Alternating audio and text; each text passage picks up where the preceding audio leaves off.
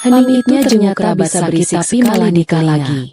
Sudah genap pulang mereka syok berat disambut garis polisi dan borgol di depan rumah hingga pingsan. Halo sobat semuanya. Biasanya, sebelum kita bahas lebih dalam, aku sudah mendengar suara batu-batu kecil dari kamar tamu supaya kita bisa terus berbagi kisah menarik lainnya. Dan siap memberikan daftar keluhan hariannya. Atau mungkin suara televisi yang volumenya terlalu kencang karena semoga hari ini membawa keberkahan. Sedang menonton siaran ulang pertandingan bola dan kebahagiaan lahir batin bagi kita semua. Tapi malam ini, amin. Satu-satunya suara yang terdengar hanya detak jam dinding yang seolah sedang menghitung mundur kesabaranku.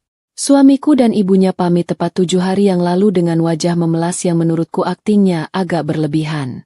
Katanya ada kerabat jauh di luar pulau yang sakit keras. Namanya Tante Marni atau siapalah itu. Aku lupa karena saking banyaknya saudara fiktif yang mendadak muncul kalau mereka sedang butuh uang. Lucunya, Bu Ningrum yang biasanya diajak jalan ke pasar saja mengeluh pinggangnya mau copot.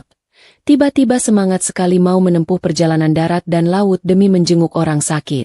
Mungkin kekuatan gibah keluarga memang obat paling mujarab untuk segala jenis penyakit sendi orang tua.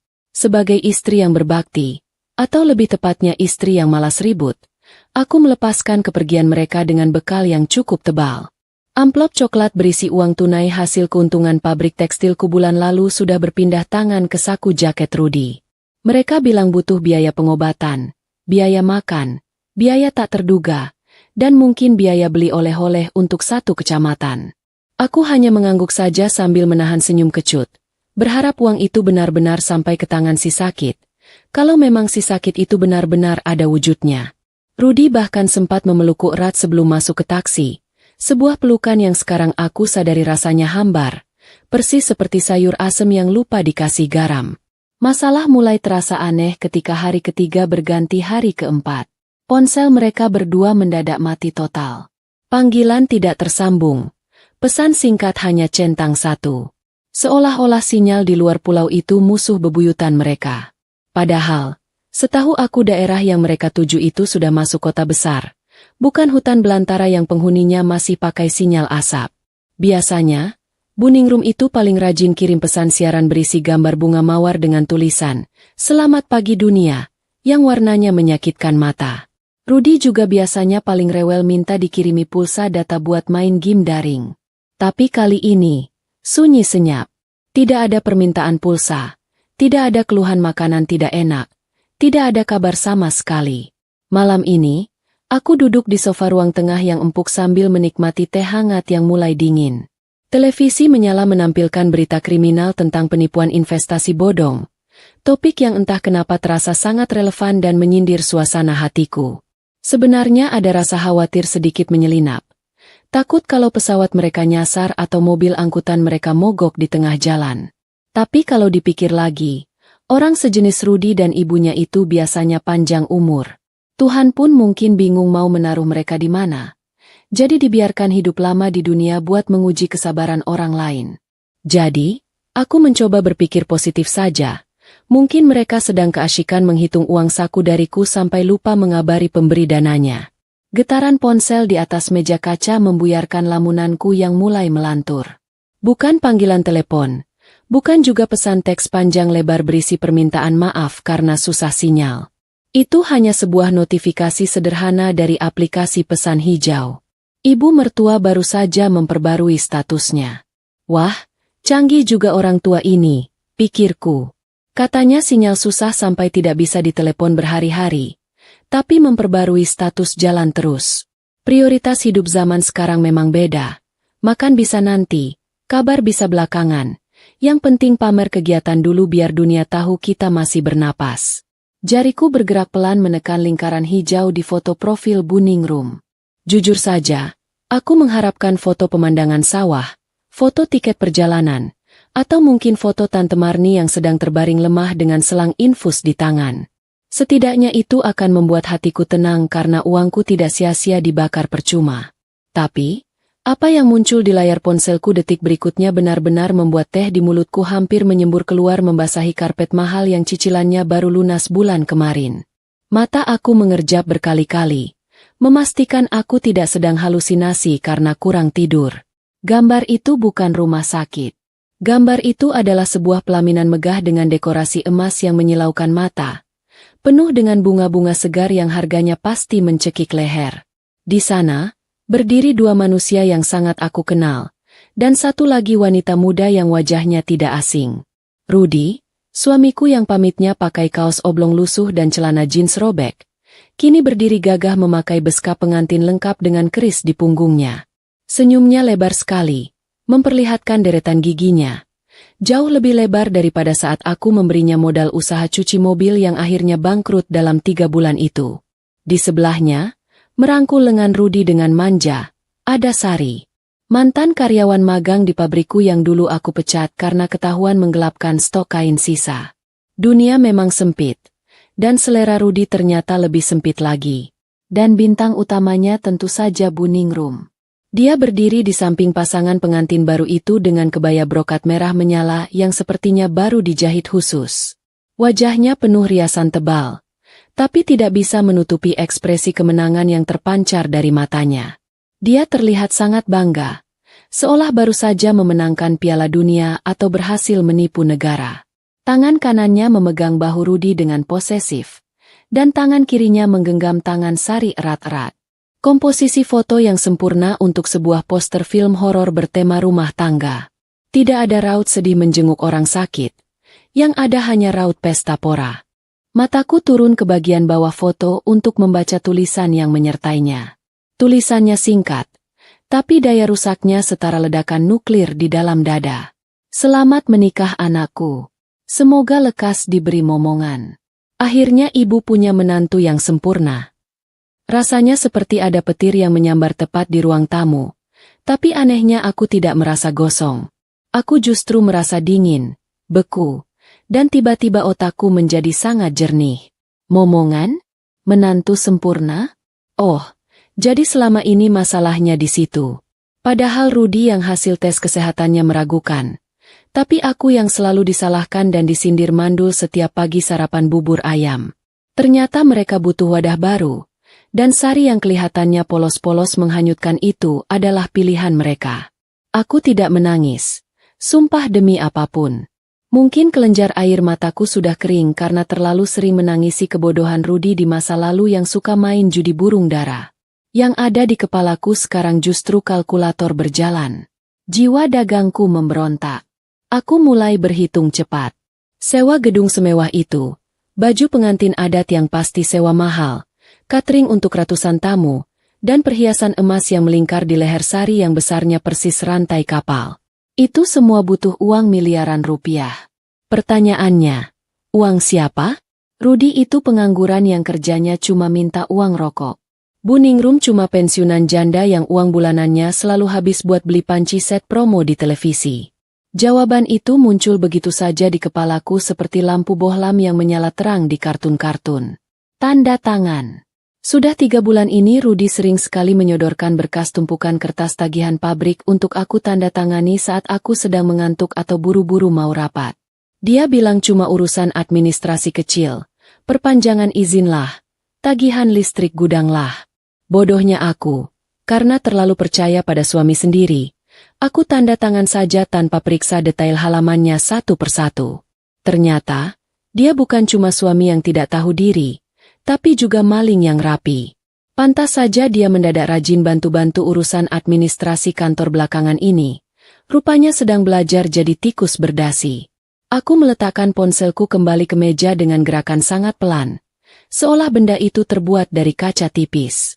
Amarah itu ada, bergejolak di ulu hati, tapi tertutup rapat oleh rasa geli yang aneh. Mereka pikir aku akan hancur melihat foto itu? Mereka pikir aku akan meraung-raung menelepon mereka dan memohon penjelasan kenapa aku dikhianati? Salah besar. Mereka baru saja membangunkan singa betina yang sedang tidur siang. Aku berdiri tegak, merapikan daster batiku, dan berjalan mantap menuju ruang kerja Rudy yang tidak pernah dikunci. Malam ini tidak akan ada air mata drama. Malam ini adalah waktunya audit keuangan besar-besaran. Pesta mereka mungkin sudah selesai dan sedang menikmati malam pertama, tapi pestaku baru akan dimulai. Tunggu saja tanggal mainnya. Mas Rudy sayang. Selamat bersenang-senang selagi bisa. Ruangan kerja Rudy selalu memiliki aroma khas yang sulit dijelaskan.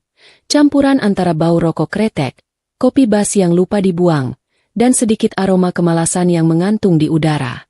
Pintu ruangan ini jarang sekali aku buka karena Rudy selalu beralasan disinilah tempatnya, mencari inspirasi, untuk memajukan bisnis keluarga. Inspirasi macam apa yang dicari di depan layar komputer sambil bermain kartu atau menonton video orang memancing ikan selama berjam-jam, aku tidak pernah tahu. Malam ini, aku melangkah masuk bukan sebagai istri yang membawakan camilan, tapi sebagai auditor dadakan yang siap membongkar bangkai yang disembunyikan di balik karpet tebal.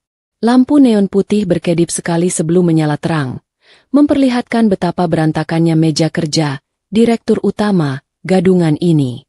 Tumpukan kertas berserakan tanpa aturan, puntung rokok memenuhi asbak kaca, dan ada beberapa gelas bekas mie instan yang kuahnya sudah mengering. Pemandangan ini saja sudah cukup membuat darah tinggiku naik. Tapi aku menahan diri untuk tidak membereskan kekacauan itu. Fokus utamaku adalah laci terkunci di bagian bawah meja dan sebuah lemari besi kecil di sudut ruangan yang dia beli bulan lalu dengan alasan keamanan dokumen penting. Kunci laci meja ternyata gampang sekali ditemukan, tergeletak begitu saja di bawah tatakan gelas kopi. Sungguh tingkat keamanan yang menyedihkan untuk seseorang yang merasa dirinya pintar. Saat laci terbuka, aku tidak menemukan dokumen rahasia negara atau peta harta karun. Yang aku temukan justru buku tabungan bank atas nama Rudy sendiri yang selama ini disembunyikan. Dan tumpukan struk belanja yang nilainya bikin mata melotot. Ada struk pembelian kalung emas seberat 20 gram, gelang keroncong, sampai satu set perhiasan berlian yang tanggal pembeliannya berurutan setiap minggu selama 3 bulan terakhir.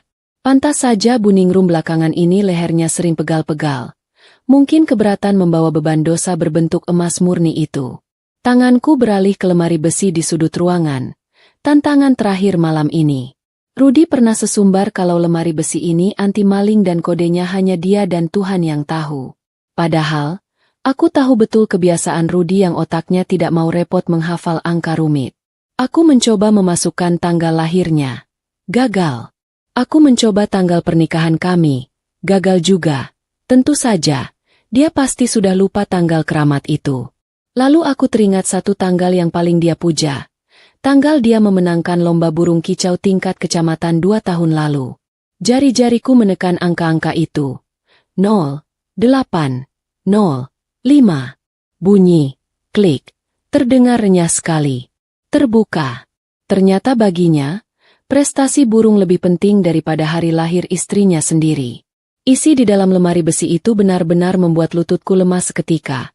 Bukan karena takut, tapi karena takjub dengan keberaniannya yang sudah melampaui batas akal sehat. Di sana tersimpan buku cek perusahaan yang beberapa lembarnya sudah sobek. Lengkap dengan bonggolnya yang tertulis nominal fantastis. 50 juta, 100 juta, 200 juta, terus-menerus seperti air keran yang lupa ditutup. Totalnya, mataku menyusuri rekapitulasi kasar yang dia tulis sendiri di kertas buram. Hampir 5 miliar rupiah dalam waktu kurang dari 6 bulan. Uang yang seharusnya diputar untuk beli bahan baku kapas dan benang. Uang yang seharusnya untuk gaji karyawan dan perbaikan mesin. Semuanya ludes ditarik tunai oleh manusia tidak tahu diri ini. Yang paling menyakitkan bukanlah nominal uangnya, melainkan selembar dokumen tebal bersampul biru tua yang terselip di paling bawah. Itu adalah sertifikat rumah ini. Rumah yang kami tempati. Rumah yang aku beli dengan keringat memeras otak mengurus pabrik siang malam. Tapi sertifikatnya atas nama dia. Dulu aku mengalah demi menjaga harga dirinya sebagai kepala rumah tangga, agar tidak merasa rendah diri di hadapan tetangga.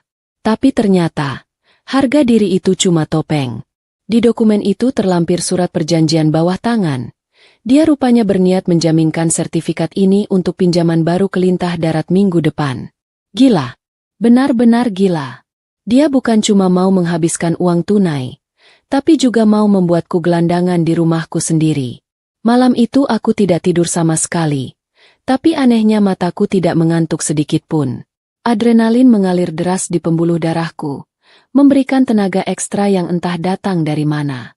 Aku mengumpulkan semua bukti, memotret setiap lembar struk, setiap halaman buku tabungan, dan setiap sobekan cek. Aku menyusun semuanya dengan rapi di atas meja makan, membuat kronologi kejahatan yang bahkan polisi pun tidak perlu repot-repot menyelidikinya lagi. Rasanya seperti sedang menyusun skripsi. Bedanya kali ini judulnya adalah Analisis Kebodohan Suami yang Menggali Kuburnya Sendiri. Matahari pagi muncul malu-malu dari balik gorden, seolah takut mengganggu konsentrasiku. Aku mandi air dingin untuk membekukan sisa-sisa perasaan ragu yang mungkin masih menempel. Tidak ada lagi Hana yang lemah lembut. Tidak ada lagi Hana yang selalu mengalah pada mertua bawel. Saat aku bercermin, aku melihat wanita lain di sana. Wanita yang matanya tajam, rahangnya tegas, dan tidak punya waktu untuk drama air mata. Aku memakai kemeja kerja terbaikku, memoles lipstik merah tua yang berani, dan menyambar tas berisi semua bukti kejahatan itu. Tujuan pertamaku bukan kantor, dan jelas bukan menyusul mereka ke pesta pernikahan. Mobilku melaju membelah jalanan kota yang mulai macet dengan orang-orang yang berangkat mencari rezeki halal. Di kepalaku, aku sudah menyusun kalimat demi kalimat yang akan aku sampaikan. Aku tidak akan main hakim sendiri. Itu cara orang barbar dan tidak elegan. Aku akan menggunakan jalur yang paling ditakuti oleh orang-orang seperti Rudy dan Buningrum, jalur hukum. Mereka mungkin sedang tertawa-tawa di hotel mewah, menikmati sarapan prasmanan sepuasnya sambil membicarakan betapa bodohnya aku. Silakan saja tertawa sepuasnya hari ini, karena besok atau lusa, tawa itu akan berganti jadi rengekan minta ampun. Gedung kantor polisi resor kota berdiri kokoh di depanku. Catnya yang berwarna coklat dan krem terlihat sedikit kusam tapi tetap mengintimidasi. Aku melangkah masuk dengan mantap. Suara sepatu hak tinggiku menggema di lorong, menarik perhatian beberapa petugas piket yang sedang mengantuk. Aku tidak datang untuk melaporkan kehilangan ayam atau dompet. Aku datang untuk melaporkan hilangnya hati nurani suamiku dan lenyapnya uang miliaran rupiah hasil keringatku. Saat duduk di hadapan petugas sentra pelayanan kepolisian, aku meletakkan tumpukan bukti itu di meja. Selamat pagi, Pak. Saya ingin melaporkan tindak pidana penggelapan dalam jabatan dan pencucian uang, kataku dengan nada datar tapi penuh penekanan. Polisi itu menatapku, lalu menatap tumpukan bukti yang tebalnya setara kamus bahasa. Terlapornya siapa, Bu? Tanyanya. Aku tersenyum tipis, senyum yang sangat dingin. Suami saya sendiri, Pak.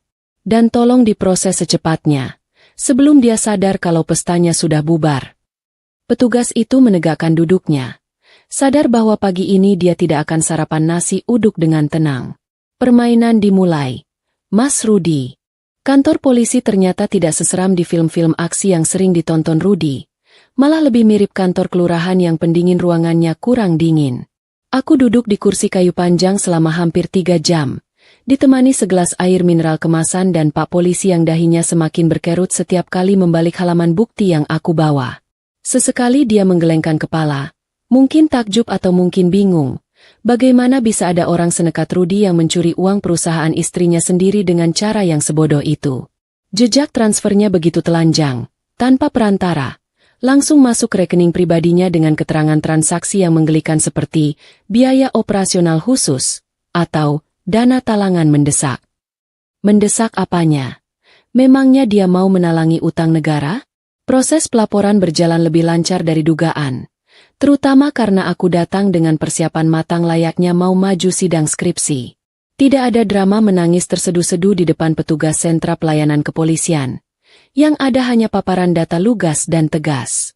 Pak Polisi yang menangani kasusku, seorang bapak parubaya dengan kumis tebal yang berwibawa, sampai berkata kalau jarang ada pelapor yang sedingin aku.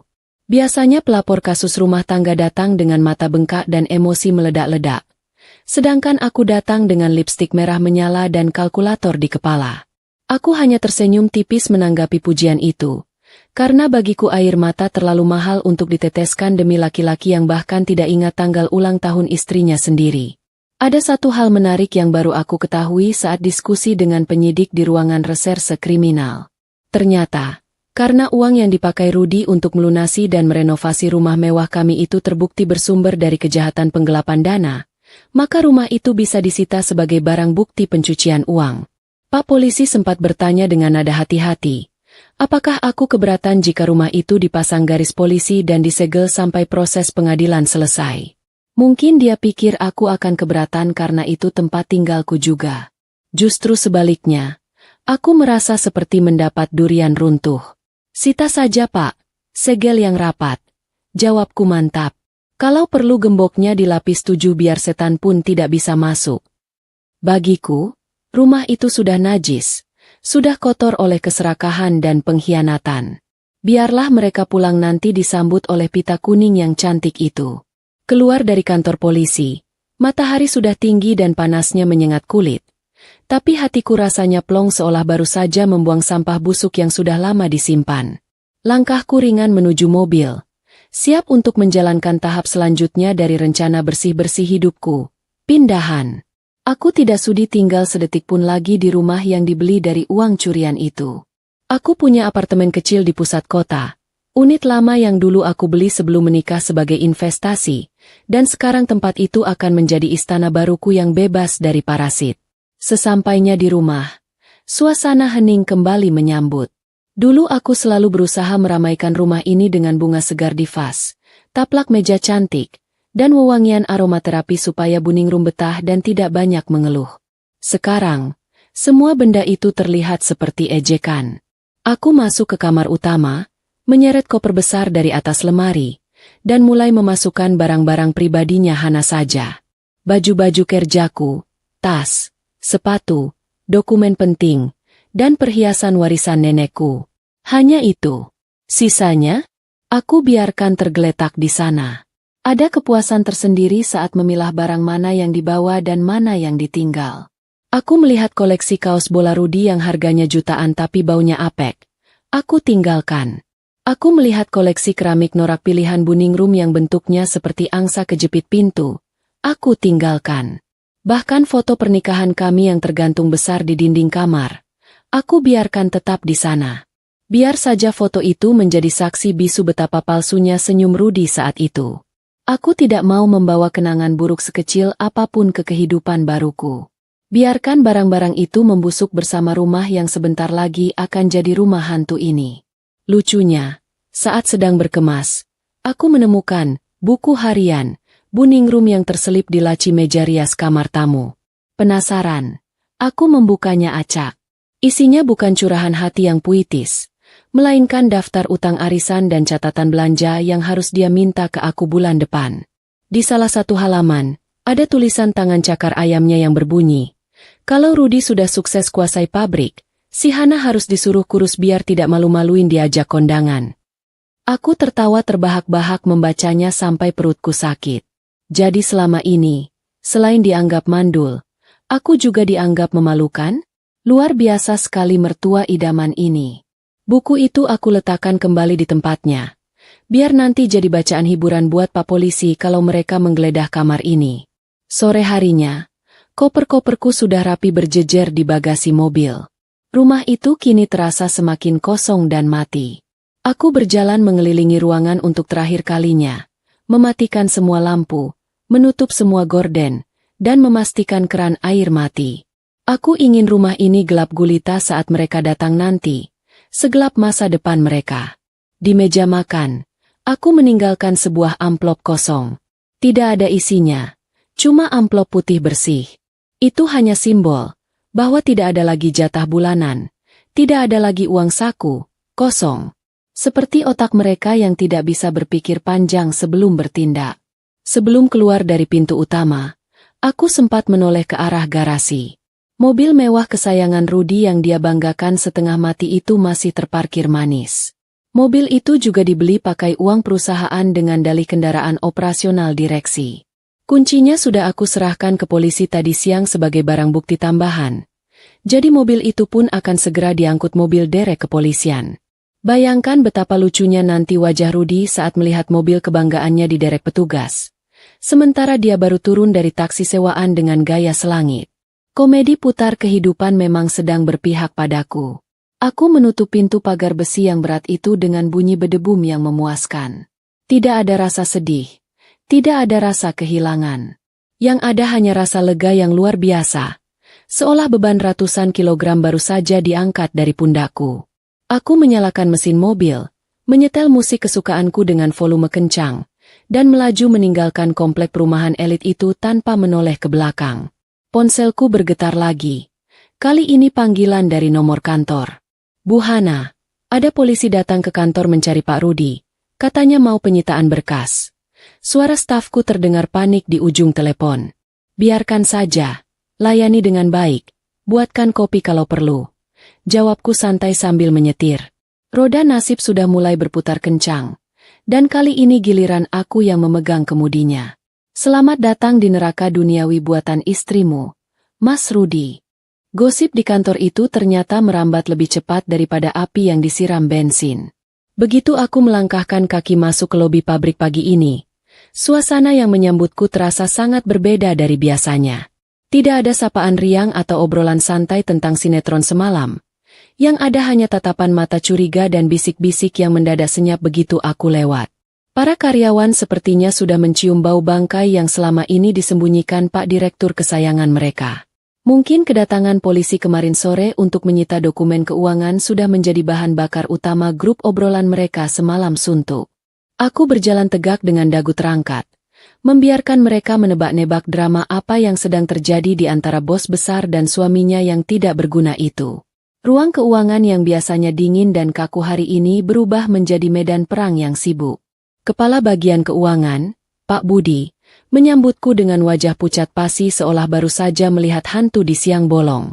Dia gemetar ketakutan, mengira aku akan memecatnya karena meloloskan permintaan dana gila-gilaan dari Rudi. Padahal, aku tahu betul posisi Pak Budi yang serba salah. Menolak perintah suami pemilik perusahaan sama saja cari mati. Tapi menuruti perintahnya ternyata malah jadi bunuh diri. Aku menepuk bahunya pelan, memberinya sedikit ketenangan, lalu memintanya membongkar semua arsip tanpa terkecuali. Hari ini kita akan bersih-bersih total, membuang semua kotoran yang menempel di pembukuan perusahaan seperti membasmi rayap yang sudah menggerogoti tiang rumah.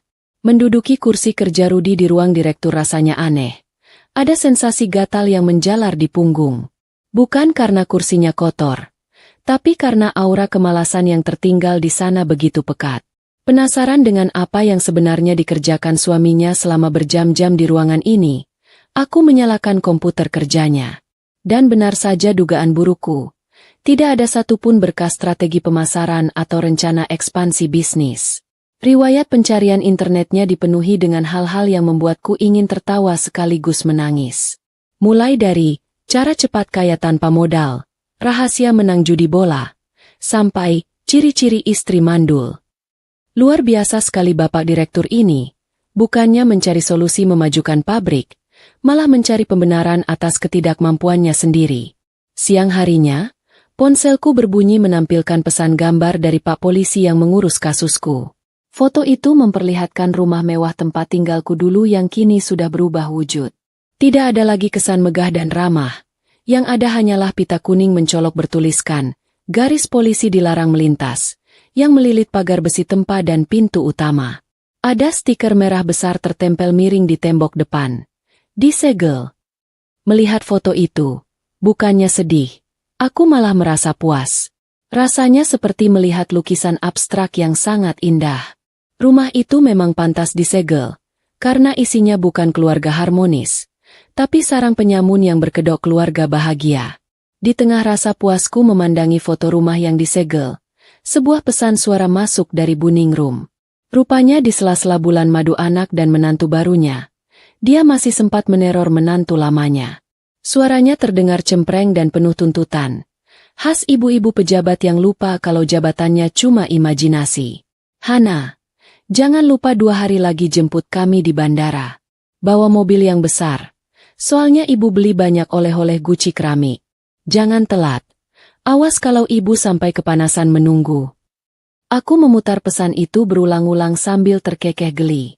Kasihan sekali orang tua ini. Dia tidak tahu kalau mobil besar yang dia minta itu sekarang sedang parkir manis di halaman kantor polisi sebagai barang bukti. Aku tidak membalas pesan itu. Membiarkan centang biru menjadi jawaban paling menyakitkan buat mereka. Biar saja mereka berpikir aku sudah baca dan sedang sibuk menyiapkan sambutan meriah. Memang benar aku sedang menyiapkan sambutan, tapi bukan karpet merah dan kalungan bunga, melainkan kejutan yang akan membuat jantung mereka copot. Aku membayangkan wajah sombong Bu Ningrum saat menyeret koper berisi guci keramik itu, berharap ada sopir yang membawakan, padahal yang menanti cuma angin kosong dan kenyataan pahit. Hayalan itu menjadi hiburan tersendiri di tengah tumpukan berkas audit yang membosankan. Sari, istri baru Rudi yang katanya sempurna itu, juga tidak ketinggalan membuat ulah di dunia maya. Salah satu staf admin kantor yang diam-diam menjadi mata-mataku menunjukkan unggahan terbaru wanita itu. Foto dirinya sedang pamer cincin berlian, yang dibeli pakai uangku, dengan latar belakang kolam renang hotel. Keterangannya sungguh memancing emosi. Rezeki istri solehah, disayang suami dan mertua. Yang lama minggir dulu, yang baru mau lewat. Aku tersenyum miring membaca kalimat itu. Silakan lewat. Mbak Sari yang cantik. Silakan lewat menuju kantor polisi terdekat. Nikmatilah kemewahan semu itu selagi bisa. Karena sebentar lagi satu-satunya perhiasan yang melingkar di tanganmu cuma borgol besi yang dingin. Menjelang sore, aku memutuskan untuk pulang ke apartemen baruku dengan perasaan lega yang luar biasa. Pabrik sudah mulai terkendali. Bukti kejahatan sudah lengkap di tangan polisi. Dan rumah terkutuk itu sudah disegel rapat. Roda nasib sedang berputar dengan kecepatan tinggi, melindas kesombongan mereka yang selama ini merasa di atas angin. Aku mampir sebentar ke toko kue, membeli sepotong kue coklat mahal untuk merayakan kemenangan kecil hari ini. Sendirian di balkon apartemen, memandang lampu kota yang berkelap-kelip, aku merasa hidupku baru saja dimulai kembali. 2 hari lagi, pertunjukan utamanya akan digelar. Dan aku, Hana, akan duduk di barisan paling depan untuk menonton runtuhnya istana pasir mereka. Menunggu kehancuran seseorang itu ternyata rasanya mirip seperti menunggu kurir paket datang. Ada rasa tidak sabar yang bercampur dengan kegembiraan aneh yang menggelitik perut. H1 sebelum kepulangan rombongan sirkus itu, aku memutuskan untuk tidak menghabiskan waktu dengan melamun atau menangis di pojokan kamar. Sebaliknya, aku pergi ke salon langganan, mengambil paket perawatan lengkap dari ujung rambut sampai ujung kaki. Filosofi baruku sederhana, kalau mau menyambut mantan suami yang bangkrut dan istri barunya yang muda, aku tidak boleh kalah set. Aku harus tampil berkilau layaknya berlian yang baru digosok, kontras dengan nasib mereka yang sebentar lagi akan kusam seperti panci gosong. Sambil menikmati pijatan di kepala yang membuat mataku meremelek, aku membayangkan apa yang sedang dilakukan Rudi dan keluarganya di sana. Mungkin mereka sedang sibuk mengepak koper yang beranak pinak karena kebanyakan belanja oleh-oleh. Bu Ningrum pasti sedang membungkus guci keramik norak itu dengan tumpukan baju kotor. Takut pecah di bagasi pesawat. Sari mungkin sedang sibuk swafoto terakhir di lobi hotel sambil memamerkan tas bermerek yang dia pikir asli. Padahal aku tahu Rudi membelinya di pasar barang tiruan. Mereka pasti sedang tertawa-tawa, membayangkan besok akan pulang ke rumah mewah, tidur di kasur empuk, dan memamerkan hasil jarahan mereka ke tetangga komplek. Kasihan sekali, mereka tidak tahu kalau tetangga komplek justru sedang menyiapkan kamera ponsel untuk merekam adegan pengusiran mereka. Bicara soal tetangga, tadi pagi aku sempat menelepon Pak Mamat, satpam komplek yang pos jaganya persis di seberang rumah lamaku. Suara Pak Mamat terdengar heboh sekali, seperti reporter berita yang sedang melaporkan bencana alam.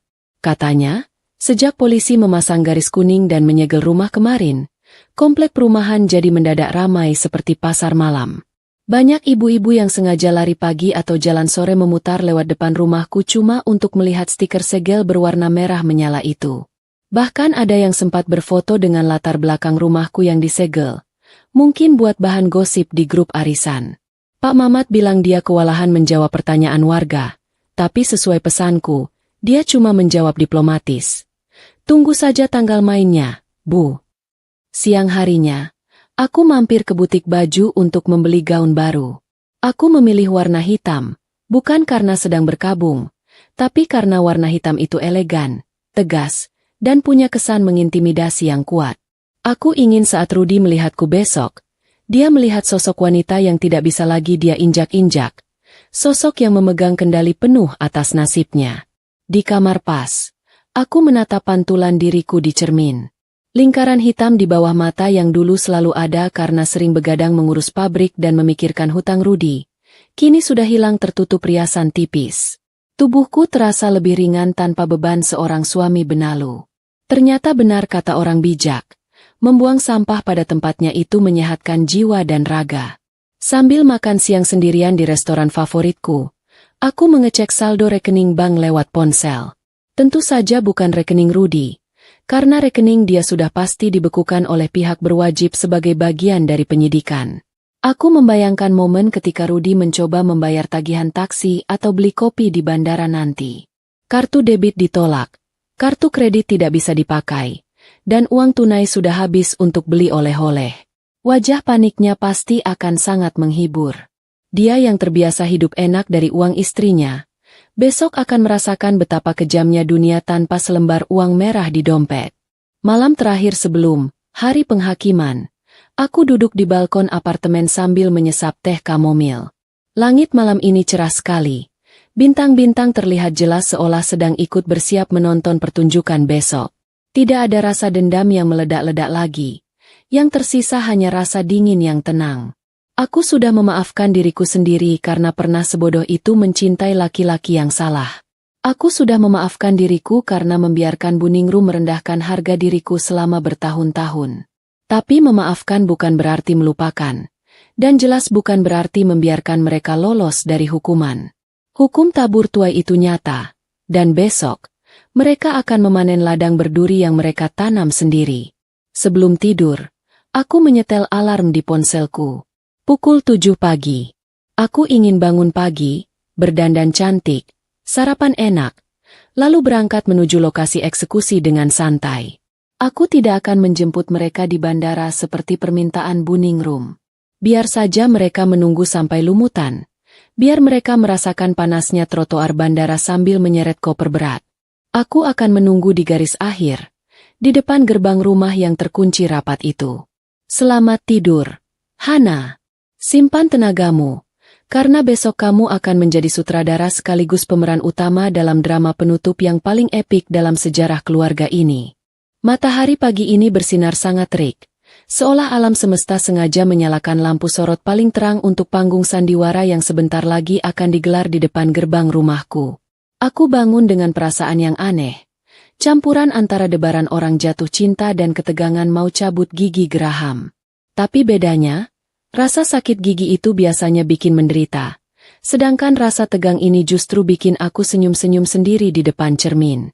Hari ini adalah hari kepulangan, keluarga Cemara, versi gagal itu. Menurut jadwal penerbangan yang sempat aku intip lewat aplikasi pemesanan tiket, karena aku tahu persis Rudy tidak akan bisa beli tiket sendiri tanpa akun yang terhubung ke emailku, pesawat mereka sudah mendarat sekitar 15 menit yang lalu. Selamat datang kembali di Jakarta. Kota yang keras buat orang-orang yang dompetnya tipis. Ponselku yang tergeletak di atas meja rias mulai bergetar hebat. Menari-nari memanggil perhatian tuannya. Layarnya menyala menampilkan nama, ibu mertua, dengan foto profil barunya yang sedang tersenyum lebar memamerkan gigi palsu di acara pernikahan kemarin. Ini pasti panggilan pertama dari rentetan teror telepon yang akan menghujani ponselku hari ini. Aku membiarkannya berdering. Menikmati irama getarannya seperti menikmati musik klasik. Aku membayangkan Buningrum sedang berdiri di pinggir trotoar bandara, kipas-kipas pakai topi anyaman, keringat mulai melunturkan bedak tebalnya, sambil mengomel kenapa menantu babunya ini belum juga menampakkan batang hidungnya. Kasihan sekali, pasti dia berharap ada sopir berseragam yang membukakan pintu mobil berpendingin udara, padahal yang ada cuma asap knalpot bus kota. Dering telepon itu mati. Lalu menyala lagi. Kali ini nama, suamiku Rudy, yang muncul. Ah, si Raja Minyak. Minyak jelantah maksudnya. Sudah mulai panik rupanya. Aku bisa membayangkan skenario yang terjadi di sana. Mereka pasti membawa koper beranak pinak.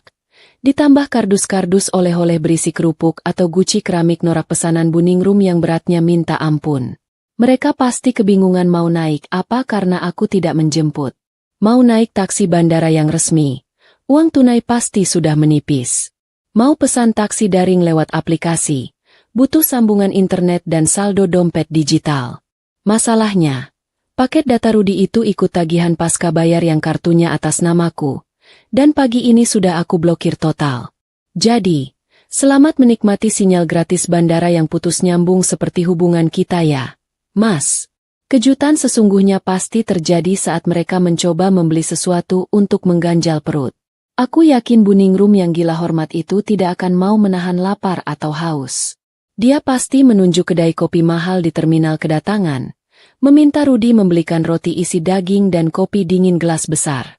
Rudi, dengan gaya sokayanya di depan istri baru, pasti maju ke kasir dengan dada membusung. Dia akan mengeluarkan kartu debit prioritas yang selama ini dia banggakan. Lalu, saat kartu itu digesek di mesin, akan muncul tulisan keramat, transaksi ditolak. Kasir akan memintanya mencoba lagi, dan hasilnya tetap sama. Keringat dingin sebesar biji jagung pasti mulai menetes di pelipisnya. Dia akan mencoba kartu kredit, kartu cadangan, kartu apa saja yang ada di dompet, dan semuanya akan bernasib sama, beku. Rekening yang dibekukan polisi itu memang senjata paling mematikan tanpa perlu menyentuh fisik. Malu itu pasti rasanya luar biasa, apalagi di depan Sari yang sedang hamil muda dan manja. Aku membayangkan Sari mulai merengek, mengeluh kepanasan, kakinya pegal pakai sepatu hak tinggi, dan perutnya mual. Drama pengantin baru yang katanya harmonis itu mulai retak hanya gara-gara sepotong roti yang tidak terbeli. Akhirnya, dengan sisa uang receh di saku celana atau mungkin uang simpanan Buningrum yang diselip di balik kutang, mereka hanya bisa membeli air mineral botol kecil untuk dibagi bertiga. Bayangan mereka duduk ngemper di lantai bandara sambil oper-operan botol air mineral membuatku tertawa lepas di kamar apartemenku yang sejuk. Karma itu ternyata punya selera humor yang bagus.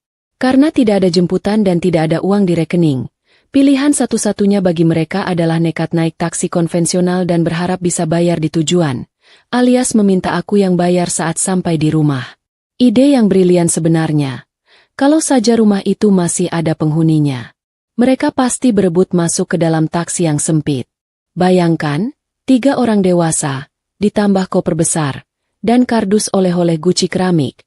Semuanya dipaksa masuk ke dalam mobil sedan. Buningrum pasti duduk terjepit di tengah sambil memeluk gucinya erat-erat. Mengomel sepanjang jalan karena pendingin udara taksi kurang dingin. Rudi duduk di depan, pura-pura sibuk mengecek ponselnya yang tidak ada sinyal, berusaha menghindari tatapan curiga sopir taksi yang mungkin heran melihat penumpang berpakaian pesta tapi wajahnya kusut seperti baju belum disetrika.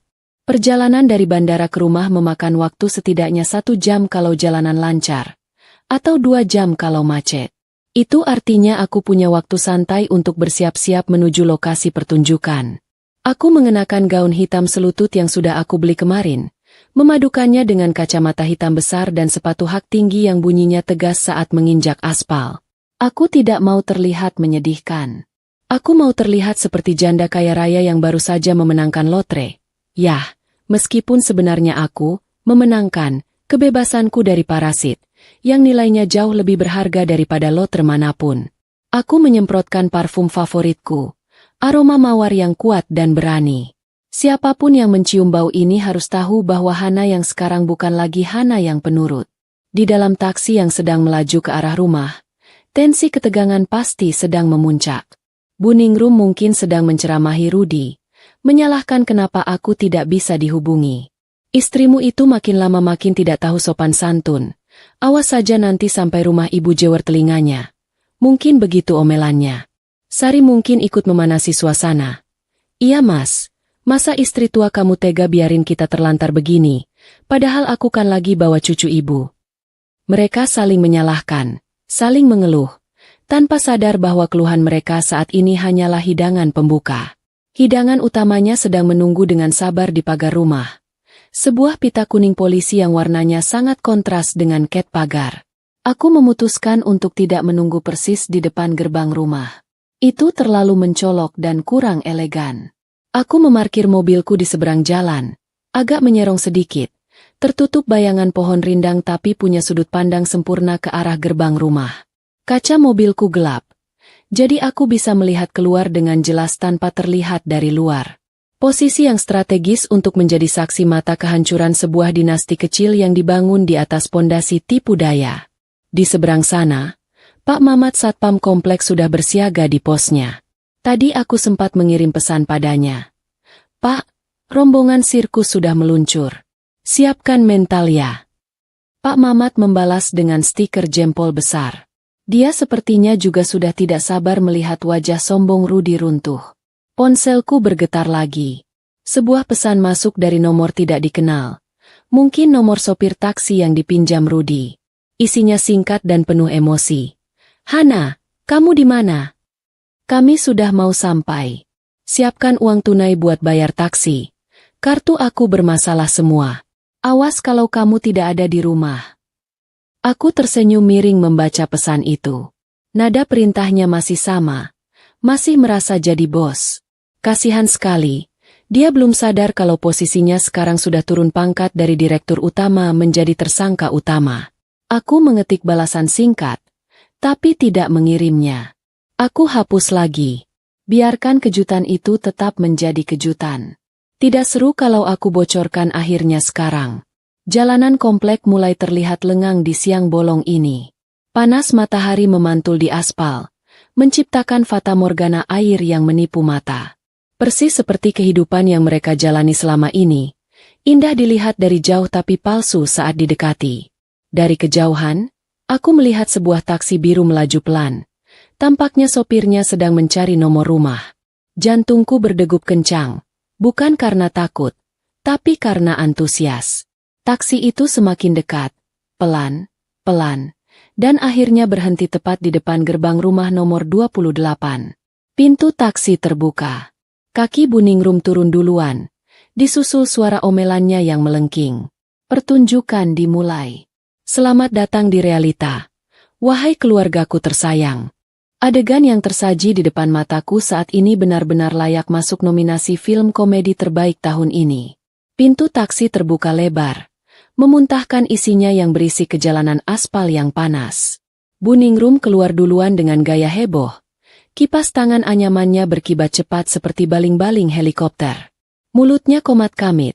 Aku yakin 100% dia sedang mengabsen semua nama penghuni kebun binatang karena tidak ada sopir pribadi yang menyambut kedatangan yang mulia ratu. Di belakangnya, Rudy keluar dengan wajah kusut. Kemeja batiknya yang mahal terlihat lecek dan basah oleh keringat di bagian ketiak. Dia langsung sibuk membantu Sari, tuan putri yang kakinya sepertinya terbuat dari kaca karena turun dari mobil saja butuh dipapah 2 orang. Mereka bertiga berdiri di pinggir jalan, membelakangi gerbang rumah sambil sibuk mengatur koper-koper besar yang dikeluarkan sopir taksi dari bagasi. Sopir taksi itu, seorang bapak tua dengan wajah lelah yang sepertinya sudah muak mendengar ocehan Buningrum sepanjang jalan, membanting koper terakhir ke aspal dengan bunyi gedebuk yang cukup keras. "Sudah semua ya, Pak, Bu. Totalnya jadi 350.000, sudah termasuk tol dan biaya macet tadi," kata sopir itu sambil menyodorkan tangan, meminta haknya. Rudy dengan gaya sok santai menepuk-nepuk saku celananya, lalu menoleh ke arah rumah, berniat memanggilku untuk membayarkan tagihan itu. "Sebentar ya Pak, saya panggil istri saya dulu Dida." Kalimat Rudy terpotong di tenggorokan. Suaranya hilang seperti kaset pita yang mendadak kusut. Hening seketika menyelimuti trotoar itu. Rudy mematung. Matanya melotot menatap gerbang rumah kami.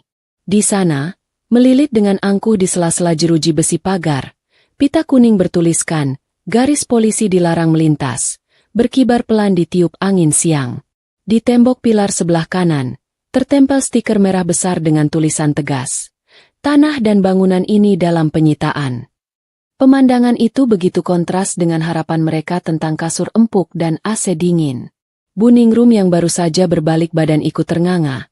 Kipas tangannya jatuh begitu saja ke aspal. Sari menjerit kecil, tangannya menutup mulut. Matanya menatap horor ke arah rumah yang gelap dan terkunci rapat itu. Ini ada apa? Kenapa ada pita kuning? Hana! Hana! Buningrum mulai berteriak histeris. Tangannya mengguncang-guncang pagar besi yang terkunci gembok besar. Suara rantai besi yang beradu dengan pagar menimbulkan bunyi gaduh yang menyakitkan telinga. "Mungkin lagi ada syuting film kali, Bu? Atau Hana lagi ngerjain kita buat kejutan ulang tahun?" Celetuk Sari dengan polosnya. Atau mungkin bodohnya. Padahal ulang tahun siapa juga tidak ada yang tahu. Rudy menggeleng cepat. Wajahnya pucat pasi seperti mayat hidup. "Enggak mungkin syuting, Sar. Itu segel asli. Itu lambang kepolisian asli." Kakinya lemas. Dia mundur beberapa langkah sampai menabrak bumper taksi. Sopir taksi yang sedari tadi menonton drama ini mulai tidak sabar. Dia tidak peduli rumah itu mau disita polisi atau disita alien. Yang dia pedulikan cuma setoran hariannya. Pak, maaf nih ya. Urusan rumah tangga tolong nanti saja. Saya mau jalan lagi. Tolong dibayar dulu argonya. 350.000. Tagihnya lagi. Kali ini nadanya lebih tinggi dan tidak ramah. Rudy menelan ludah. Jakunnya naik turun dengan susah payah. Dia menatap ibunya. Lalu menatap Sari. Bu, ada uang tunai enggak? Dompetku kosong. Kartu nggak bisa dipakai semua. Bu Ningrum melotot. Loh, kok tanya ibu? Uang ibu kan sudah habis buat beli oleh-oleh keramik di bandara tadi. Kamu kan laki-laki. Masa nggak pegang duit sepeser pun? Aku kan sudah bilang dari kemarin, rekeningku bermasalah. Bentak Rudy. Kepanikan membuatnya lupa sopan santun pada ibunya sendiri. Drama di pinggir jalan ini mulai menarik perhatian. Beberapa tetangga yang kebetulan lewat mulai memperlambat laju motornya. Ibu-ibu yang sedang menyiram tanaman di rumah sebelah mulai berbisik-bisik sambil menunjuk-nunjuk. Aku yang duduk nyaman di dalam mobil seberang jalan rasanya ingin memesan berondong jagung sekarang juga. Ini jauh lebih seru daripada sinetron azab yang sering ditonton pembantuku. Mantan orang kaya yang pulang kampung, berdiri di depan rumah yang disegel, ditagih sopir taksi, dan tidak punya uang sepeser pun. Kombinasi penderitaan yang sempurna. Pak, tolonglah Pak. Saya transfer saja ya? Atau Bapak tunggu sebentar? Istri saya pasti ada di dalam. Rudy mencoba menawar, wajahnya memelas. Sopir taksi itu tertawa sinis. Mas, situ sehat? Itu rumah disegel polisi, digembok dari luar. Mana ada orang di dalam? Jangan ngadi-ngadi deh. Kalau nggak punya duit bilang saja. Jangan gaya-gayaan naik taksi tapi bayarnya pakai doa. Kalimat sopir taksi itu menohok harga diri Rudy sampai ke ulu hati. Wajahnya merah pada menahan malu.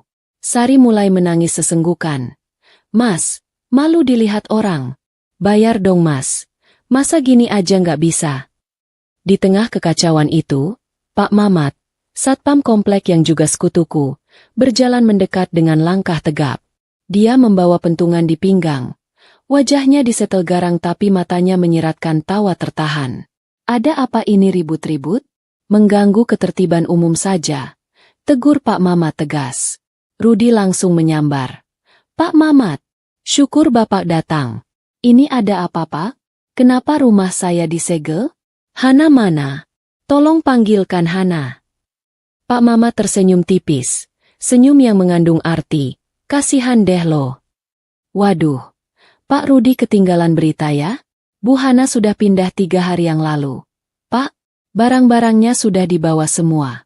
Rumah ini disita polisi kemarin sore. Katanya sih terkait kasus penggelapan uang perusahaan.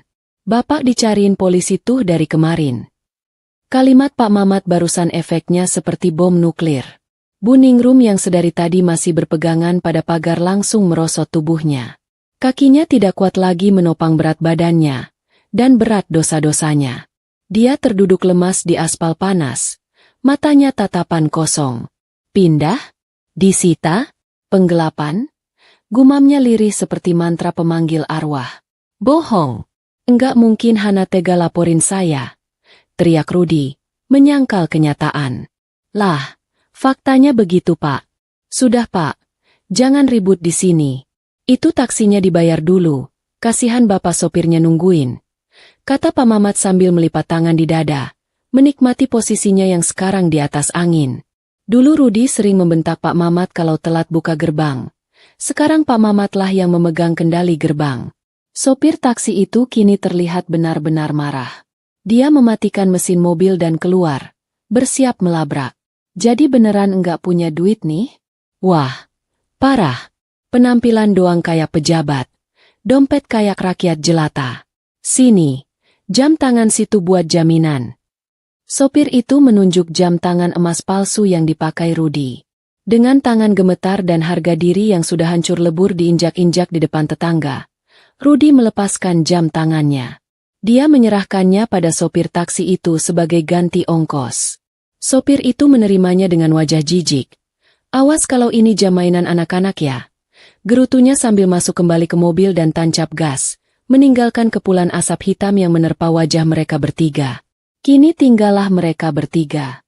Rudy tanpa jam tangan, Buningrum yang duduk ngemper di aspal seperti pengemis, dan Sari yang menangis meraung-raung minta pulang ke rumah orang tuanya. Koper-koper besar dan kardus oleh-oleh menumpuk di sekitar mereka seperti benteng pertahanan yang rapuh. Tidak ada rumah untuk berteduh, tidak ada uang untuk beli minum, dan yang paling parah, tidak ada lagi tempat untuk menyembunyikan rasa malu. Aku melihat dari kejauhan, Buningrum mulai memukuli dadanya, meratapi nasib. "Hana, keluar kamu. Dasar menantu durhaka. Kamu apakan anakku?" Teriaknya ke arah rumah kosong. "Percuma Bu," teriak sampai pita suara putus pun. Tembok itu tidak akan menjawab. Aku menyalakan mesin mobilku pelan-pelan. Pendingin udara di dalam mobilku terasa sangat nyaman. Kontras dengan panas terik yang membakar kulit mereka di luar sana. Rasanya ingin sekali aku membunyikan klakson panjang untuk menyapa mereka. "Halo, selamat datang di kehidupan nyata." Tapi aku tahan. Belum saatnya aku muncul. Biarkan mereka meresapi dulu rasa putus asa ini sampai ke tulang sumsum. Biarkan mereka merasakan bagaimana rasanya dibuang dan tidak dipedulikan. Rasa yang sama yang sering mereka hidangkan padaku selama 5 tahun terakhir di meja makan. Rudy terlihat mencoba menelepon seseorang. Mungkin teman-temannya yang dulu sering dia traktir pakai uangku. Tapi aku yakin, tidak ada satupun yang akan mengangkat. Berita tentang penyitaan rumah dan kasus polisi pasti sudah menyebar. Di dunia ini, teman ada saat dompet tebal, tapi saat dompet tipis dan ada kasus hukum, teman mendadak jadi amnesia semua. Aku melihat Rudy membanting ponselnya ke dalam tas Sari dengan frustrasi. Dia menjambak rambutnya sendiri, lalu ikut duduk berjongkok di samping ibunya. Pemandangan keluarga bahagia di Instagram itu kini berubah menjadi pemandangan keluarga gelandangan di pinggir jalan. Cukup untuk babak ini. Aku rasa perutku mulai lapar melihat drama yang menguras emosi. Emosi bahagia maksudnya. Aku memasukkan persneling mobil, bersiap meninggalkan lokasi pengamatan. Mereka tidak akan lari kemana-mana. Dengan kondisi tanpa uang dan tanpa kendaraan, mereka terjebak di sana. Dan sebentar lagi, tamu undangan yang sebenarnya akan datang menjemput. Bukan tamu undangan pesta, tapi tamu berseragam coklat yang membawa surat perintah penahanan. "Selamat menikmati panasnya aspal Jakarta, Mas Rudy. Anggap saja itu pemanasan sebelum merasakan dinginnya lantai penjara nanti malam." Panas aspal trotoar siang ini sepertinya tidak punya belas kasihan. Sama seperti nasib yang sedang menimpa mantan keluargaku di seberang sana. Kalau dihitung-hitung, baru sekitar 1 jam mereka terjemur di pinggir jalan, tapi penampilan mereka sudah berubah drastis dari rombongan orang kaya baru menjadi rombongan pengungsi korban bencana. Riasan tebal Buningrum yang tadi pagi masih terlihat menor, kini luntur bercampur keringat dan air mata, membentuk alur-alur abstrak di wajahnya yang keriput. Sari, si pengantin baru yang katanya menantu idaman, kini duduk selonjoran di atas koper dengan wajah ditekuk semrawut. Kipas-kipas pakai undangan pernikahan sisa yang entah kenapa masih dibawa. Sedangkan Rudy, dia mondar-mandir seperti setrikaan rusak. Keringat membasahi punggung kemejanya sampai membentuk pulau besar yang memalukan. Ketegangan di antara mereka mulai memercikan api. Aku bisa melihat mulut Sari bergerak cepat, menyemburkan kata-kata dengan nada tinggi. Meskipun aku berada di dalam mobil yang kedap suara, bahasa tubuh mereka terbaca jelas seperti buku cerita bergambar untuk anak TK. Sari menunjuk-nunjuk ke arah rumah yang disegel, lalu menunjuk wajah Rudy dengan telunjuknya yang lentik. Dia pasti menuntut penjelasan kenapa istana, impiannya berubah jadi tempat kejadian perkara. Rudy terlihat berusaha menenangkan, merentangkan tangan seolah ingin memeluk, tapi Sari menepisnya kasar. Adegan ini mengingatkanku pada sinetron sore kesukaan pembantuku. Bedanya akting mereka jauh lebih natural karena penderitaannya asli tanpa rekayasa. Rupanya, baterai ponsel Sari masih tersisa sedikit, atau mungkin dia punya kuota data cadangan yang tidak terhubung dengan tagihanku. Dia terlihat sibuk menelpon seseorang, Mungkin mengadu ke orang tuanya kalau dia baru saja ditipu mentah-mentah oleh suaminya. Wajah Rudi semakin panik. Dia mencoba merebut ponsel Sari, tapi Sari berteriak. Aku bisa melihat mulutnya terbuka lebar, dan Buningrum justru diam saja, terlalu lemas untuk membela anak kesayangannya. Lucu sekali melihat dinamika mereka. Dulu mereka bersekongkol menyingkirkan aku, sekarang saat kapal mulai karam, tikus-tikus ini mulai saling gigit untuk menyelamatkan diri masing-masing. Tak lama kemudian, sebuah sepeda motor ojek berhenti di depan mereka. Pengendara ojek itu menyerahkan helm hijau yang baunya pasti khas matahari Jakarta kepada Sari. Tanpa pikir panjang, tanpa pamit cium tangan pada mertua, sempurna. Sari langsung naik ke boncengan motor. Dia bahkan tidak menoleh lagi ke arah Rudi yang memelas memegang ujung gaunnya. Koper-koper besar dia tinggalkan begitu saja, seolah dia tidak peduli lagi dengan baju-baju pestanya. Yang penting bagi dia sekarang adalah kabur dari neraka panas ini. Cincin kawin yang melingkar di jarinya mungkin satu-satunya harta rampasan perang yang dia bawa lari. Meskipun aku yakin dia bakal kecewa berat saat tahu kalau cincin itu cuma emas sepuhan yang harganya jatuh kalau dijual lagi. Kepergian Sari menjadi pukulan telak yang membuat lutut Rudi benar-benar goyah. Dia mengejar motor ojek itu beberapa langkah, meneriakkan nama istrinya. Tapi motor itu melaju kencang membelah debu jalanan, membawa pergi mimpi indahnya tentang keluarga baru yang bahagia. Tinggallah Rudi berdiri mematung di tengah jalan. Tangannya menggapai angin kosong. Di belakangnya, Buningrum menangis meraung-raung. Mungkin meratapi nasib calon cucunya yang dibawa kabur. Atau lebih tepatnya meratapi nasib dirinya yang ditinggal sendirian bersama anak laki-laki yang ternyata tidak berguna. Padahal baru kemarin Buningrum memuji Sari setinggi langit sebagai menantu yang tahu tata krama. Ternyata tata kramanya cuma bertahan selama uang belanja masih lancar. Pemandangan ini memberiku kepuasan batin yang luar biasa, melebihi rasa puas saat memencet jerawat yang sudah matang. Lihatlah betapa rapuhnya cinta yang dibangun di atas dasar materi. 5 tahun aku mendampingi Rudi, mulai dari dia merintis usaha cuci mobil yang bangkrut sampai dia jadi pengangguran elit. Aku tidak pernah meninggalkannya. Aku yang menanggung biaya hidup, aku yang menutup aibnya, aku yang merawat ibunya. Tapi balasan mereka? Aku dibilang mandul dan tidak tahu diri. Sekarang, lihat Sari. Baru 1 jam kepanasan dan tahu suaminya miskin. Dia langsung angkat kaki tanpa permisi. Itulah harga sebuah kesetiaan palsu, Mas Rudi. Murah dan gampang luntur kena panas. Kini yang tersisa di trotoar itu hanya 2 manusia menyedihkan. Ibu dan anak yang saling menatap dengan pandangan kosong. Koper-koper besar di sekeliling mereka bukan lagi terlihat seperti harta benda, tapi seperti batu nisan bagi kesombongan mereka. Tidak ada taksi yang mau berhenti karena tampang mereka sudah seperti orang jahat yang buron. Tetangga-tetangga pun sudah bubar masuk rumah masing-masing karena bosan menonton. Atau mungkin jijik melihat drama yang tidak kunjung selesai. Matahari semakin condong ke barat. Bayangan pohon mulai memanjang. Tapi penderitaan mereka sepertinya baru saja dimulai. Aku rasa ini saat yang tepat untuk memunculkan diri. Babak pengantar sudah selesai. Para pemain figuran sudah pulang. Sekarang giliran pemeran utama wanita masuk ke panggung untuk memberikan salam perpisahan. Aku memutar kunci kontak mobil. Mesin menderu halus. Pelan-pelan aku jalankan mobilku keluar dari tempat persembunyian, memutar arah di ujung jalan, lalu melaju pelan mendekati mereka. Kaca mobilku yang gelap sempurna menyembunyikan senyumku yang merekah.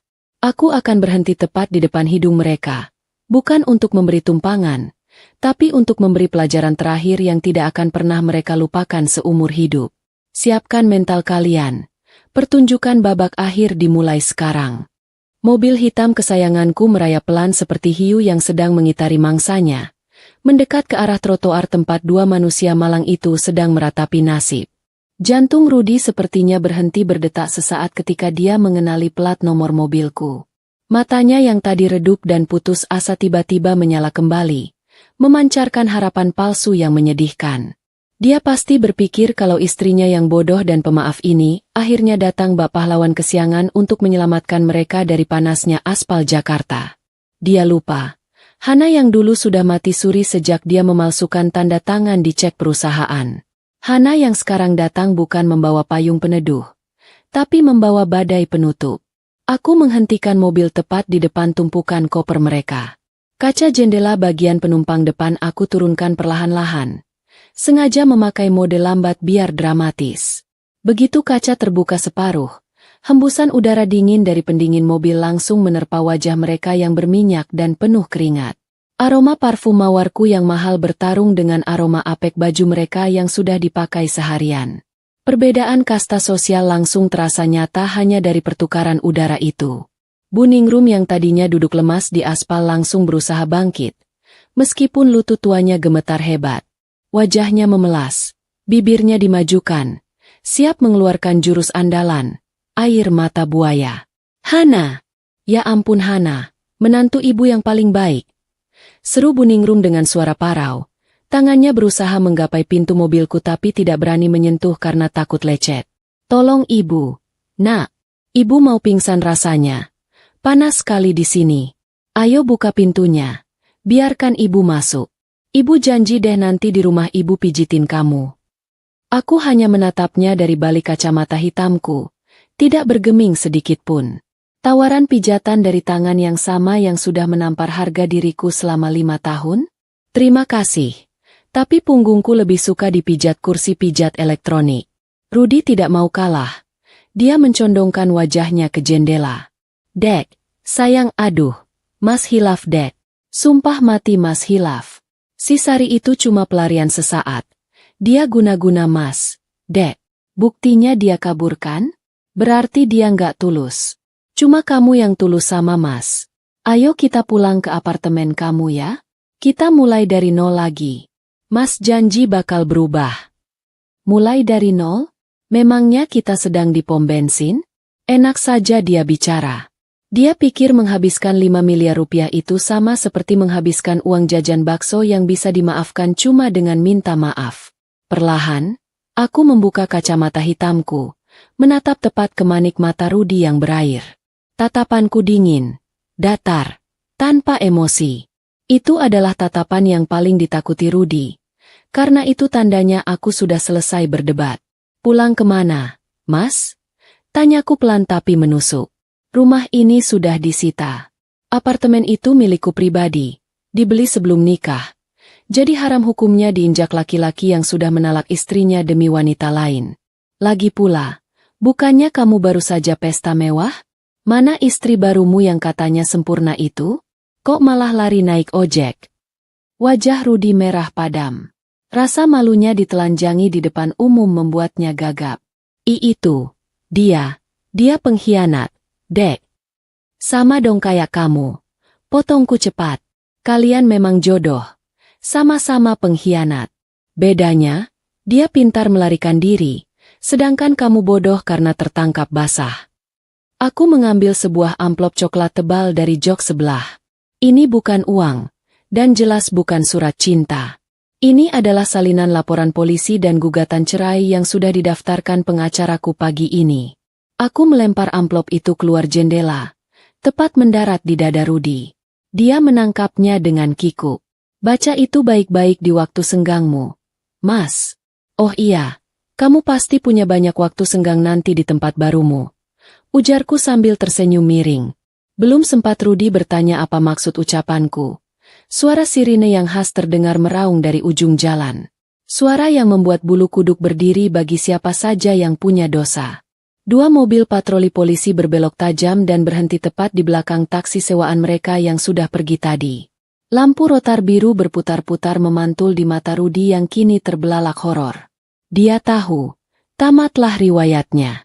Tidak ada lagi jalan tikus untuk kabur. Tidak ada lagi alasan sakit kerabat. Tidak ada lagi drama. Hukum sudah datang menjemput. 2 orang petugas berseragam turun dari mobil patroli dengan langkah tegap. Mereka menghampiri Rudi yang kakinya sudah lemas seperti jeli. "Saudara Rudi Hartono?" tanya petugas itu tegas. Rudi mengangguk lemah. Lidahnya keluh. "Kami membawa surat perintah penangkapan atas dugaan tindak pidana pencucian uang dan penggelapan dana perusahaan. Anda punya hak untuk diam. Tapi saya sarankan jangan lari kalau tidak mau ditembak." Tanpa perlawanan berarti, kedua tangan Rudi ditarik ke belakang. Bunyi, klik, Dari borgol besi terdengar sangat nyaring di telingaku. Sebuah musik yang jauh lebih indah daripada lagu pesta pernikahan mereka kemarin. Bu Ningrum menjerit histeris melihat anak kesayangannya di borgol seperti maling ayam. Jangan bawa anak saya, Pak. Anak saya orang baik. Ini pasti salah paham. Hana, tolong bilang sama polisi ini suami kamu orang baik. Bu Ningrum gedor-gedor kaca mobilku, memohon pertolongan pada orang yang baru saja dia hina. Aku hanya menggeleng pelan. Maaf Bu, saya warga negara yang taat hukum. Saya tidak bisa menghalangi tugas kepolisian.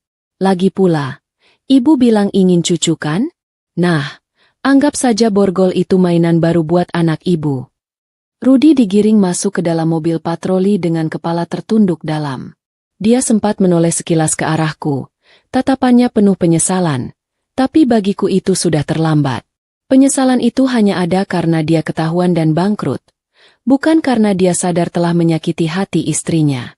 Bu Ningrum yang tidak mau ditinggal sendirian di pinggir jalan, akhirnya ikut masuk ke mobil polisi. Mungkin statusnya sebagai saksi, atau mungkin polisi kasihan melihat nenek-nenek terlantar di jalanan. Lumayanlah. Setidaknya Bu Ningrum dapat tumpangan gratis ber-AC, meskipun tujuannya ke kantor polisi, bukan ke pusat perbelanjaan. Setelah mobil patroli itu melaju pergi membawa sampah masa laluku, suasana jalanan kembali hening. Hanya tersisa koper-koper besar yang tergeletak bisu di trotoar.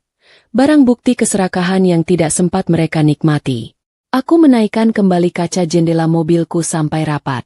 Hembusan napas lega keluar dari paru-paruku. Panjang dan ringan. Rasanya dunia kembali berwarna cerah. Langit biru, pohon hijau, dan masa depanku yang bersih. Aku memasukkan persneling, menginjak gas perlahan. Mobilku melaju meninggalkan komplek perumahan yang penuh kenangan pahit itu. Aku tidak akan kembali lagi ke sini. Rumah itu biarlah menjadi urusan pengadilan.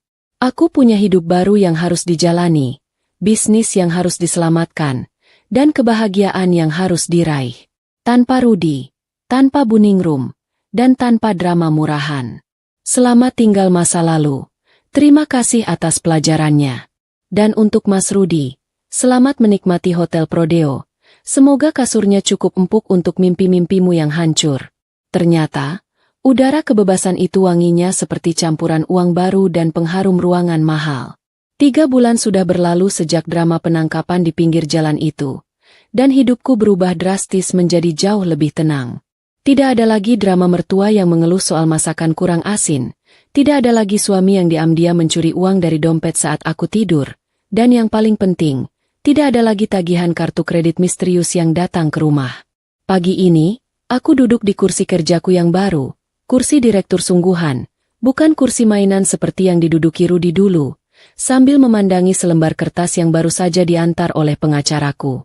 Akta cerai. Kertas ini rasanya jauh lebih berharga daripada ijazah sarjana manapun, karena ini adalah tanda kelulusanku dari Universitas Penderitaan.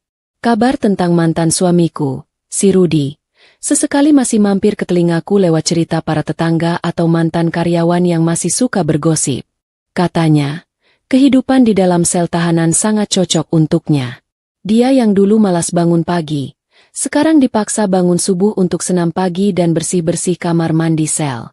Badan Rudi sekarang kurus kering. Mungkin karena menu makanannya tidak secocok masakan restoran yang biasa dia pamerkan di media sosial. Rompi oranye tahanan yang dia pakai sekarang adalah satu-satunya baju bermerek, jatah negara, yang bisa dia banggakan. Sidang putusannya minggu lalu berjalan lancar. Hakim mengetuk palu dengan vonis 5 tahun penjara. Hadiah yang sangat pas untuk menebus 5 miliar uangku yang dia hamburkan. Lalu bagaimana dengan Bu Ningrum? Ratu drama yang hobi pamer itu? Nasibnya tidak kalah tragis. Karena statusnya hanya menikmati hasil kejahatan tapi tidak terlibat langsung dalam pemalsuan dokumen. Dia tidak dipenjara, tapi dia kehilangan segalanya. Rumahnya tidak punya, anaknya dipenjara, dan tabungannya nol. Kabar terakhir yang aku dengar, dia sekarang tinggal di sebuah kamar kontrakan petak sempit di pinggiran kota, dibiayai oleh belas kasihan kerabat jauh yang dulu sering dia hina miskin. Guci-guci keramik mahal yang dia bawa dari luar kota waktu itu? Ternyata pecah semua saat dia seret-seret di trotoar waktu penangkapan Rudy. Sekarang, mantan nyonya besar itu kabarnya berjualan gorengan di depan kontrakannya demi menyambung hidup. Sungguh roda nasib yang berputarnya ngebut sekali. Bagian yang paling lucu, dan ini benar-benar membuatku tertawa sampai sakit perut, adalah nasib Sari. Masih ingatkan bagaimana dia kabur naik ojek sambil membawa lari cincin kawin dan perhiasan seserahan yang katanya berlian asli? Ternyata, Rudy memang penipu ulung yang konsisten. Saat Sari mencoba menjual perhiasan itu ke toko emas untuk modal hidup, pemilik toko malah menertawakannya. Semua perhiasan itu palsu. Emasnya sepuhan, berliannya cuma kaca beling biasa. Rudy membelinya di pasar loak demi gengsi sesaat. Bayangkan betapa hancurnya hati Sari, sudah jadi janda muda, hamil anak dari narapidana. Harta gonogininya ternyata cuma rongsokan. Karma memang punya selera humor yang sadis. Sementara itu, pabrik tekstilku semakin maju pesat setelah parasit-parasit itu hilang. Tanpa ada kebocoran dana siluman tiap bulan, aku bisa meremajakan mesin, menaikkan gaji karyawan, dan bahkan membuka cabang baru. Karyawan-karyawan yang dulu sempat meremehkanku karena dianggap istri yang terlalu penurut, sekarang hormat bukan main. Mereka melihat sendiri bagaimana aku menyapu bersih kotoran di perusahaan tanpa ampun. Pak Budi, manajer keuanganku, sekarang wajahnya selalu cerah ceria karena tidak perlu lagi pusing memikirkan cara menutupi jejak korupsi Rudy. Laporan keuangan kami sekarang bersih, sebersih lantai rumah sakit. Rumah lamaku yang penuh kenangan buruk itu akhirnya resmi dilelang oleh negara. Aku sempat tergoda untuk membelinya kembali sekadar untuk kepuasan batin, tapi aku urungkan. Buat apa? Rumah itu auranya sudah gelap. Biarlah orang lain yang menempatinya dan menulis cerita baru di sana. Aku sendiri sudah sangat nyaman tinggal di apartemenku, dan rencananya bulan depan aku akan membeli rumah baru di kawasan yang lebih asri, jauh dari bayang-bayang masa lalu. Rumah yang akan aku bangun dengan uang halal, keringat sendiri, dan tentunya sertifikat atas namaku sendiri tanpa ada nama orang lain yang nebeng. Satu hal yang paling melegakan adalah tentang tuduhan, mandul, yang selama ini mereka lemparkan padaku. Setelah bercerai dan hidup sehat tanpa tekanan batin, aku iseng memeriksakan diri ke dokter kandungan, sekadar untuk cek kesehatan rutin. Dokter bilang rahimku sehat walafiat. Tidak ada masalah sama sekali. Justru kemungkinan besar, masalahnya ada pada gaya hidup Rudy yang tidak sehat. Perokok berat, suka begadang, dan stres memikirkan hutang. Ternyata selama ini aku menyalahkan diriku sendiri untuk ketidakmampuan dia. Ini pelajaran penting buat semua wanita. Jangan pernah biarkan omongan orang lain mendefinisikan kesehatan tubuhmu sendiri. Sore ini, aku menutup laptop dan bersiap pulang lebih awal. Aku punya janji makan malam dengan beberapa rekan bisnis, dan mungkin membuka hati untuk pertemanan baru. Aku berjalan keluar lobi kantor, disambut oleh Pak Satpam yang membukakan pintu mobilku dengan senyum tulus, bukan karena takut dimarahi. Langit Jakarta sore ini berwarna jingga keemasan, indah sekali. Aku menyalakan mesin mobil, memutar lagu yang bersemangat, dan melaju membelah jalanan ibu kota. Di kaca spion, aku melihat bayangan masa laluku semakin mengecil dan akhirnya hilang di tikungan. Aku tidak membencinya lagi. Aku justru berterima kasih. Terima kasih Mas Rudy, karena berkat keserakahanmu, aku menemukan kekuatan yang aku tidak tahu aku miliki. Terima kasih Bu Ningrum, berkat kekejamanmu, aku belajar untuk lebih menghargai diriku sendiri. Dan terima kasih Sari, karena sudah mengambil sampah dari hidupku sehingga rumahku kini bersih. Pesan moral dari kisah hidupku ini sederhana saja. Jangan pernah membangun kebahagiaan di atas penderitaan orang lain, karena pondasinya pasti rapuh. Kesetiaan dan ketulusan itu mahal harganya. Jangan ditukar dengan kemewahan palsu yang cuma titipan. Dan ingat, hukum tabur tuai itu nyata adanya. Apa yang kamu tanam hari ini, entah itu kebaikan atau kejahatan, pasti akan kamu panen suatu hari nanti dengan bunga yang berlipat ganda. Aku sudah memanen kebebasanku, dan mereka sedang memanen kehancurannya. Hidup itu adil, pada waktunya. Sampai jumpa di kisah suksesku selanjutnya.